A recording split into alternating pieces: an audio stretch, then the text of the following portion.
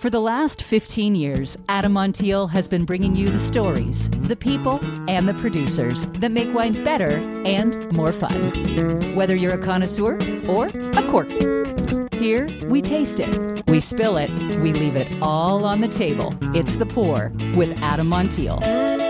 All right, special episode of The Pour here. The world of winemaking recently lost a true legend, John Munch. Known for his fearless approach to viticulture, his larger-than-life personality, John really left an indelible mark on wine, on Paso, and the lives of those who knew him. You got to go to the Wine History Project. I'll put a link in the show notes. Such a great, long history of him and so many others. It's fantastic what those folks do. John Munch, a maverick vintner, long before he arrived in Paso, drawn by the region's Wild West spirit in the late 70s, an intrinsic part of Paso wine history. Over 4 decades, he witnessed and contributed to the transformative changes in the region's wine industry here. Reflecting on the past, John reminisced of the early days of the Paso Wine Festival when there was just about 8 wineries. Now his Cuvier winery attracts thousands and thousands of visitors a year. Known for his irreverent wit, really unconventional approaches, John's legacy in winemaking marked by his innovative practices and dedication to allowing the grapes to just be them. Even after passing the winemaking torch to Clay at La Cuvier, John remained an integral part of La Cuvier's unique journey, and talking to Clay about John and just what they meant to each other is really, really special.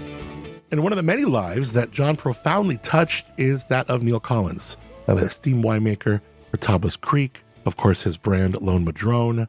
In a really heartfelt tribute on Instagram, Neil shared this, quote, "John changed my life and that of my family like no one else could. He taught me so much about being fearless and following my ideas, being free to try things that others could not see and doubted. We had so much fun and revelry. He has now moved along, and we all get to live in a lesser world. I miss you already, my dear friend and mentor. I will never take another nip without thinking of you." Well, that sentiment encapsulates the real deep bond and the mutual respect that existed between these two giants in Paso wine. I want to play this clip from one of my past conversations with John. In the clip, John's really reminiscing about those old times and his close relationship with Neil Collins. This clip from episode 27 of my podcast with Paso Wine called Where Wine Takes You. This episode titled Paso Wine Gets Philosophical, and in addition to John Munch, features Ishka Stanislaus from Guiomar Wine Cellars. I'll put a link in the show notes to the entire episode.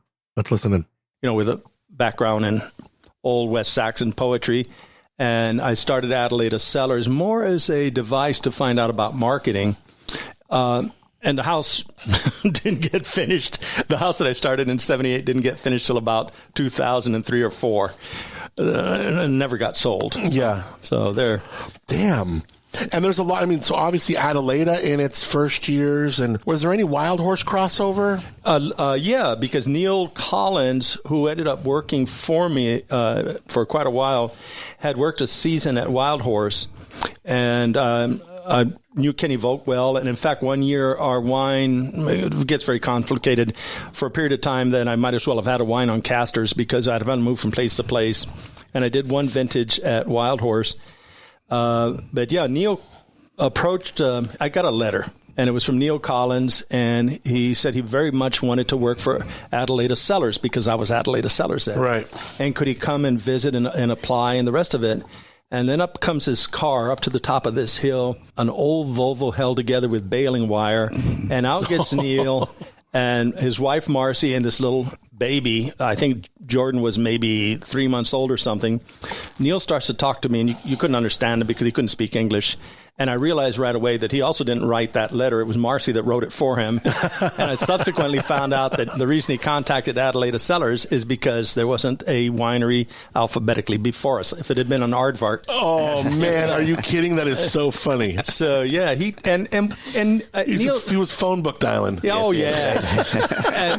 And what was interesting is when he came, I was contemplating having an assistant, but I didn't want somebody who had been tainted by sorry, Thomas, by the education. Yes. And but he was a chef and a very good chef.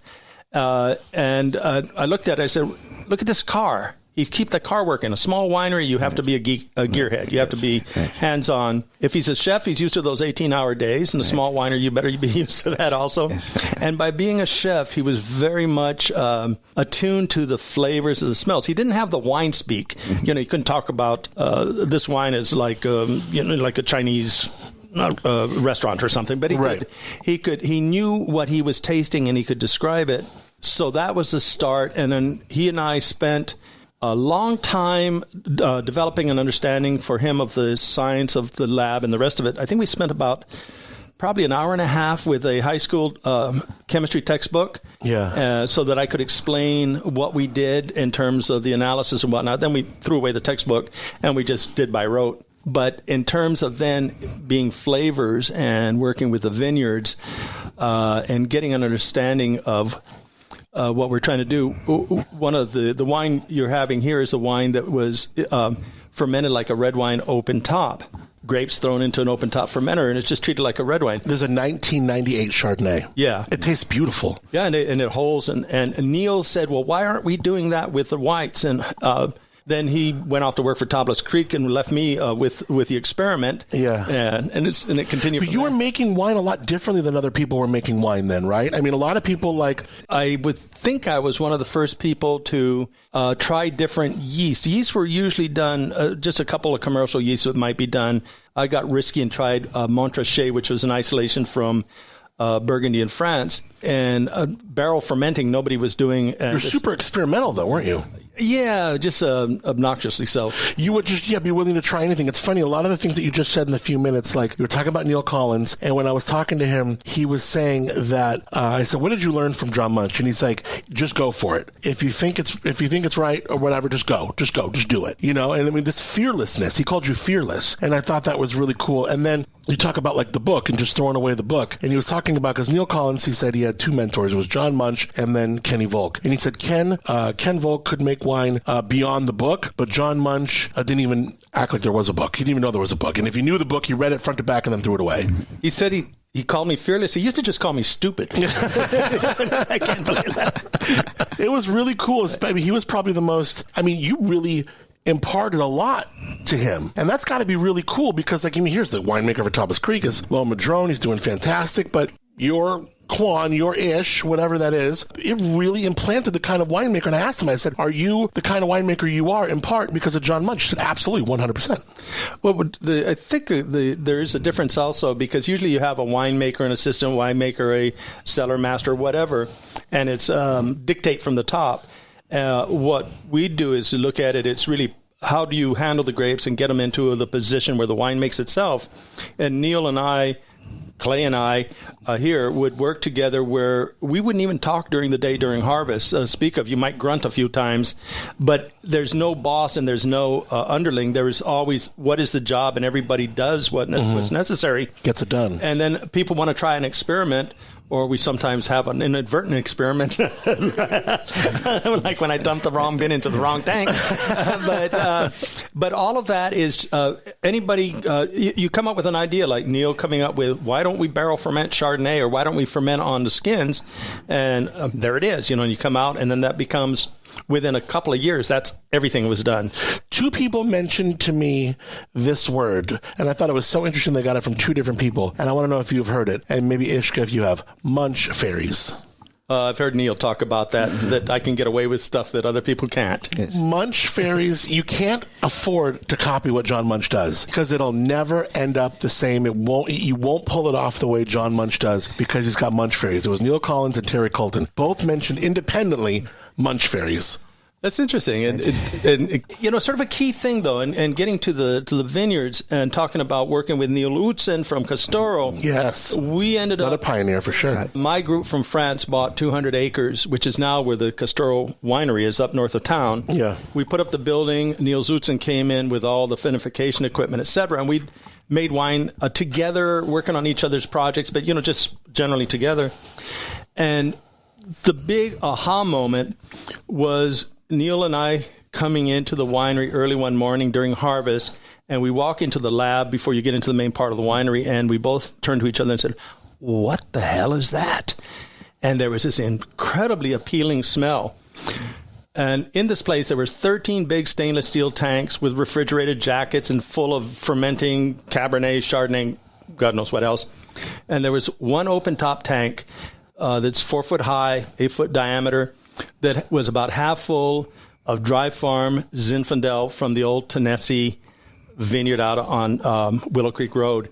It overwhelmed all of these big tanks and this incredible. It filled the entire winery. It filled the entire winery, and it came to me then that it is not just grapes and it's just not sun, but it's how they're grown.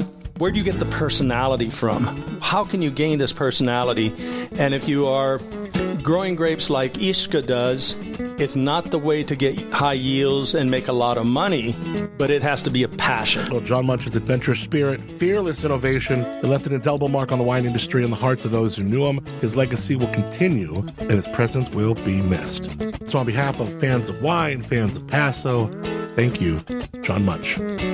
All right, coming up later this week, we have another episode of The Pour, a full episode, this kind of a little tribute. We wanted to get something out in tribute to John Munch. We're going to be talking to Randall Graham.